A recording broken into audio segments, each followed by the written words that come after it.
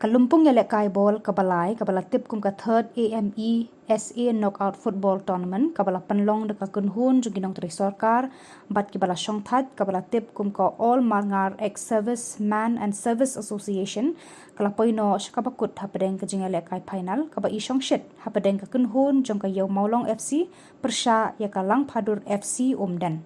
ya kate kalumpung ya lekai bol kabala yo ban sedang nadu ka khatsan tarik nailar lawan ban penha perdano do MLA kanong po uba Melbourne im kumukongsan ha ka jinga don lang ki de khot jong ka association ki bakkan thop ya uba Niran Pamba kumu president ba Arun Majong secretary lembat ki we kiri rang ba jong ka thang